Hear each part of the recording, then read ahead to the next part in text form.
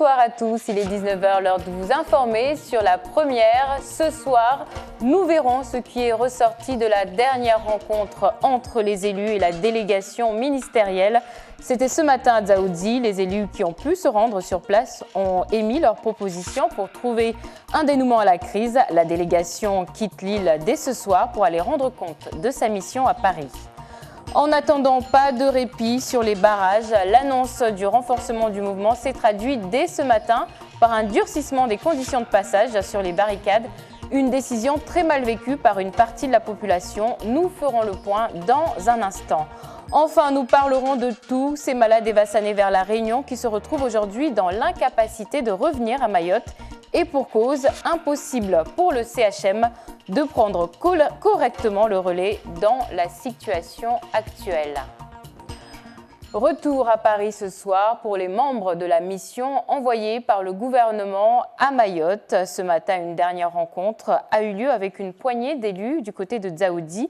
Des maires, pour la plupart, qui ont fait des suggestions afin de trouver une méthode de travail et surtout pour renouer le dialogue. Hakim Ali Saïd, vous êtes du côté de Dzaoudzi où la situation est toujours compliquée. Qu'est-ce qu'on peut dire de cette rencontre ? Le dialogue, la concertation, c'est le seul but, la seule possibilité pour sortir de son long tunnel de grève générale à Mayotte. C'est en tout cas la conviction du gouvernement, l'État qui a voulu que les émissaires envoyés ici rencontrent ce matin les maires de Mayotte, réunion qui a eu lieu donc à la Case Rocher. Il y avait là notamment le maire de Mamoudzou, le président de l'association des maires.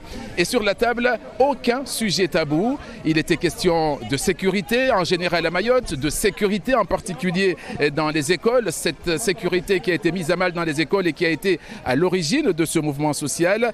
Il était également question du rattrapage économique et social de l'île et là, le chiffre avancé par les collectivités locales, à savoir 1,8 milliard d'euros pour relancer au plus vite la commande publique a été évoqué. Maintenant, il faut se mettre d'accord sur la méthode de travail, décider de projets précis et les chiffrer.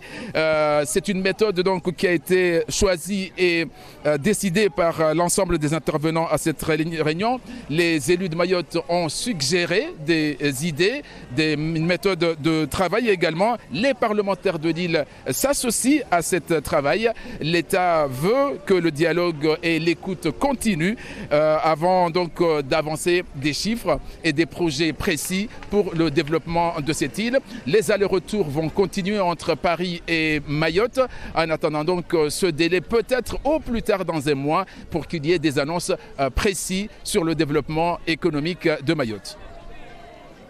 Merci à vous Hakim pour ce direct qui est assuré par Assadira Zafitseeno. Et on reste à Dzaoudzi sur l'épineux barrage du Four à Chaud en Petite Terre. Toute la matinée, les piétons se sont fait refouler. Ce n'est qu'à 11h que le passage des piétons et des automobilistes a été autorisé. Les leaders de l'intersyndicale et des collectifs de Petite Terre étaient sur place. Le temps de faire un compte-rendu sur l'évolution du mouvement et mobiliser les troupes face aux protestations de plus en plus vives qui s'élèvent contre ces barrages. Reportage sur place, Hakim Ali Saïd, Zora Abdou Café. L'intersyndicale n'était pas au complet, les autres membres attendus se sont retrouvés bloqués, certainement un manque de coordination entre les différents responsables des barrages. Vous savez, il y a un proverbe qui dit on ne pourra jamais faire une omelette sans casser des œufs. Donc là, on casse les œufs pour faire l'omelette. Nul n'est à l'abri d'une désinformation ou une mauvaise interprétation des faits liés à l'évolution du mouvement, raison pour laquelle l'intersyndicale a choisi la sensibilisation et le contact direct avec les différents collectifs installés dans les barrages. Nous demandons à ce que la population et les salariés maintiennent la résistance parce qu'il faut qu'il y ait des négociations à la fois pour garantir la sécurité des biens et des personnes dans ce territoire dans un délai de tout le temps. Et puis en même temps, il faut qu'il y ait des engagements de l'État sur le développement de notre territoire qui a trop été délaissé. Jusqu'à présent, les principales motivations du mouvement se concentrent sur le volet sécuritaire, le développement et le rattrapage économique. ainsi que la nomination d'une personne mandatée pour mener les négociations. Un reportage signé Hachim Saïd Hachim et non Hakim Ali Saïd. Des tensions très vives que l'on retrouve un peu partout sur les points de blocage de l'île. C'est notamment le cas du côté de Chirongi, au carrefour Ngwezi, où Laini Saïd Hachim et Atoumani Simba étaient ce matin. Regardez leur reportage. La tension est palpable sur l'ensemble des barrages de l'île. Le caractère hermétique de ces derniers ce jour, suite à la rumeur de bloquer même les piétons qui a été répandue un peu partout, a mis les nerfs des grévistes et passants à rude épreuve. Pour autant, le moral de ceux qui font le sitting depuis un mois pour réclamer plus de sécurité reste inébranlable. Le mouvement ne faiblit pas. Nous revendiquons ici le bien-être de nos enfants et de nos petits-enfants. On quittera ce lieu quand toutes les revendications seront satisfaites. Mais la situation reste tout de même fragile car la pénurie de gaz, carburant et de certaines denrées alimentaires commence à se faire ressentir, en particulier dans les communes rurales. Faisons maintenant le tour des autres zones de tension de l'île avec Hakim Ali Saïd et Daniel Abdou. On a fermé. Qu'il aille passer par Kombani s'il veut.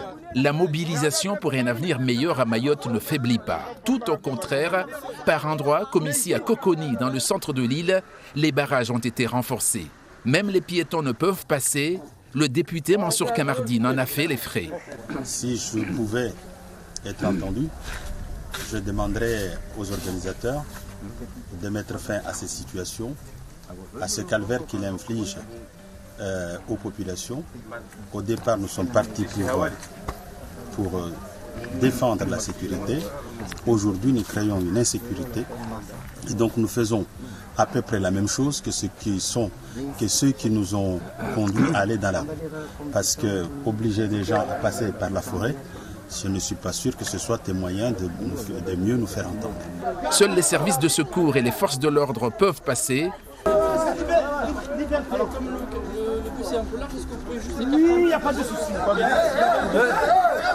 Des forces de l'ordre investies dans une vaste opération de sécurisation de l'île et de lutte contre l'immigration clandestine. Dans ces bus, sous bonne escorte, des dizaines de personnes sous le coup d'une procédure de reconduite à la frontière.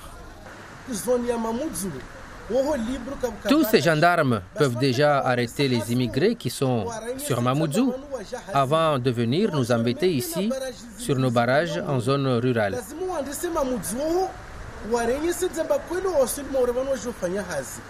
Un mois déjà que Mayotte ne décolère pas, le conflit s'enlise, le bout du tunnel n'est pas encore visible.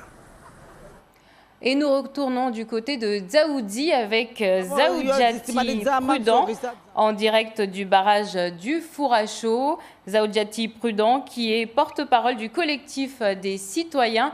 Bonsoir madame, ça fait plus d'un mois que vous êtes sur les barrages. Comment vous faites pour tenir depuis si longtemps ?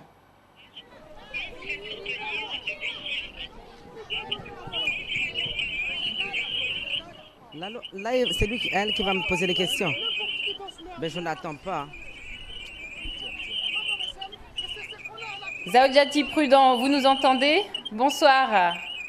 Comment vous faites pour tenir depuis tout ce temps sur les barrages ? Bonsoir. Je vous attends très mal.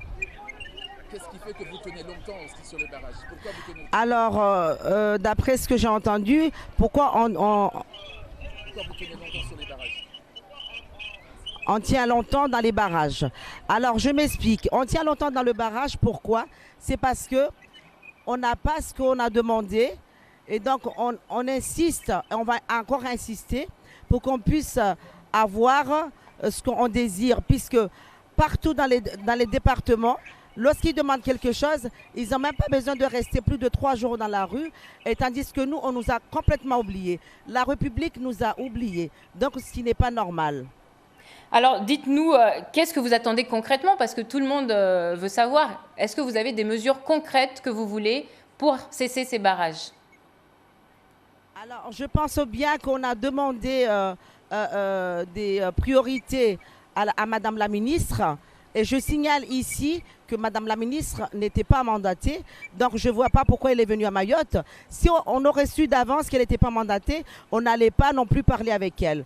Donc elle n'a vraiment pas fait son devoir. Elle ne nous a pas respecté, ce qui est normal. C'est une honte pour la République. Elle devrait avoir honte d'elle-même. Donc on désire au jour d'aujourd'hui lui dire qu'elle n'est pas désirée à Mayotte.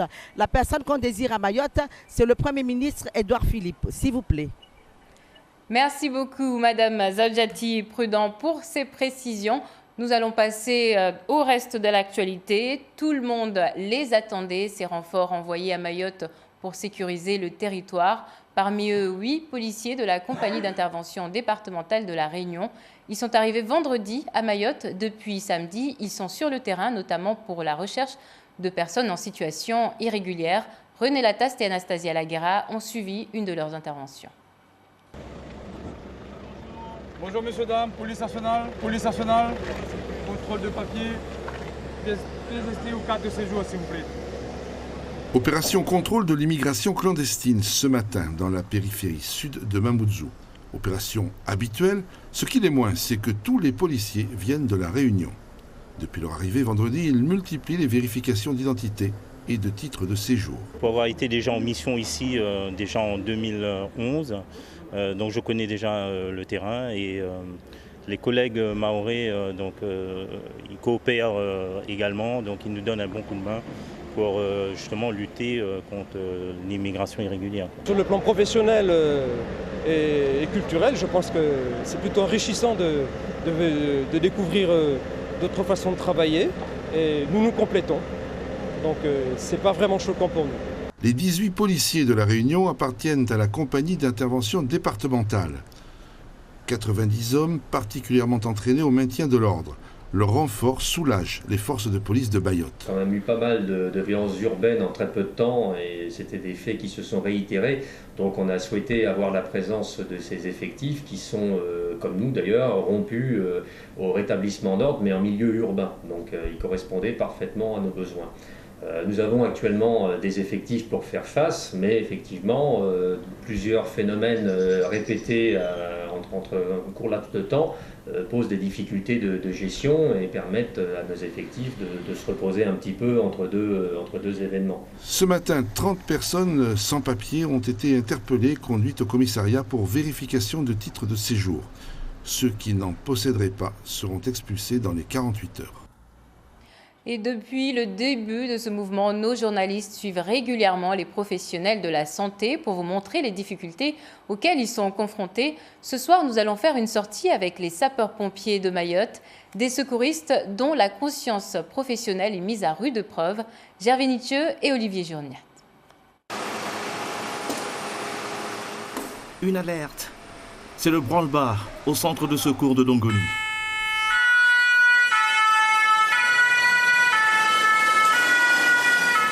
Les pompiers partent en intervention.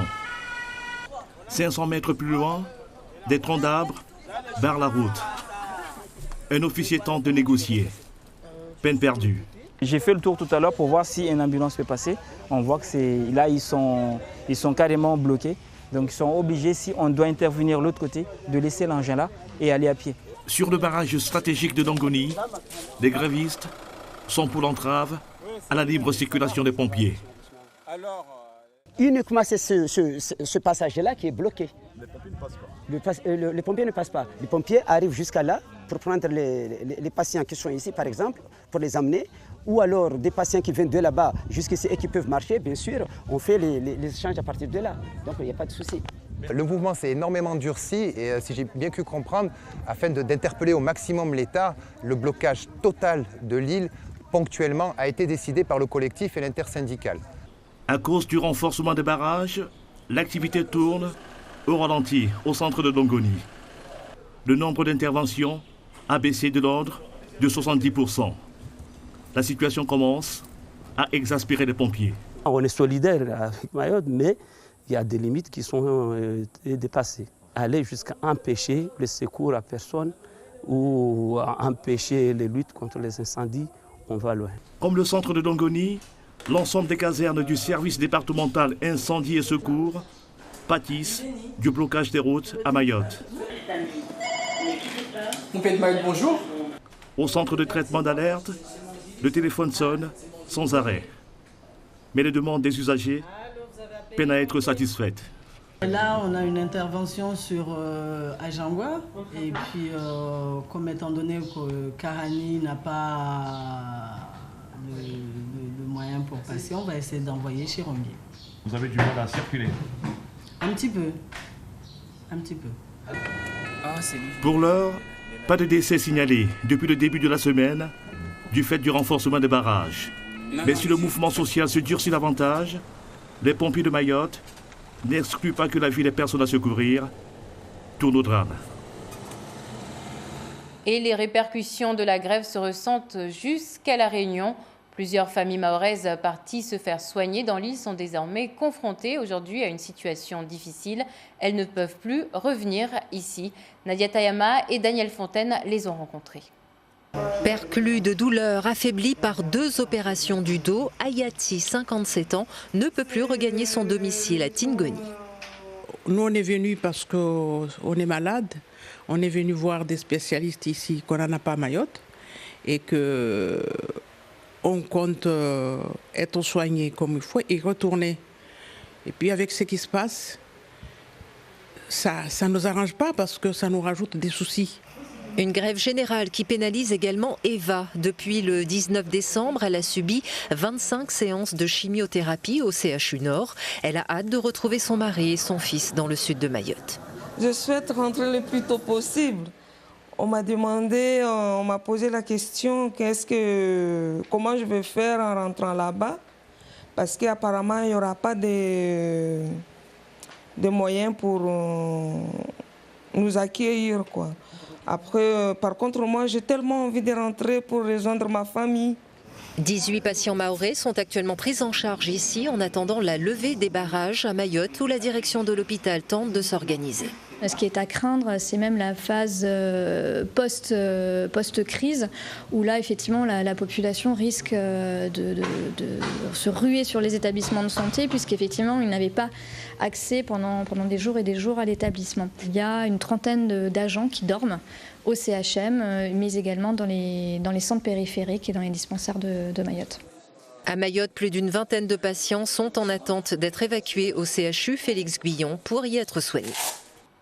Revenons à Mayotte avec la bonne surprise du jour. 3 stations essence de Mamoudzou ont été ravitaillées hier. Elles n'ont pas tardé à être prises d'assaut ce matin avec les barrages. La peur du manque de carburant se fait sentir, d'autant plus que les personnes munies de bidons, seules 5 litres sont autorisés dorénavant. Voyez par vous-même avec ce reportage de Génial Atoumani et Géraldine Lui. De Kaweni à Tsunzu, même scène ce matin autour des stations essence. Des files d'attente interminables pour quelques gouttes d'or noir. Ces stations ont été approvisionnées hier en fin d'après-midi. Avec la crise sociale que connaît Mayotte depuis maintenant 5 semaines, la nouvelle s'est très vite répandue.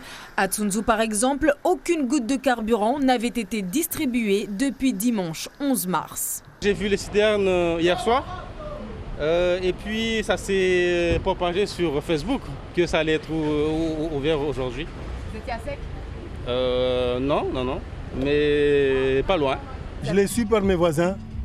Et hier soir à Cavani Massimoni, il y a un voisin qui a vu le camion quand il venait ravitailler. C'est là que je l'ai su et je me suis précipité pour avoir du carburant comme les autres.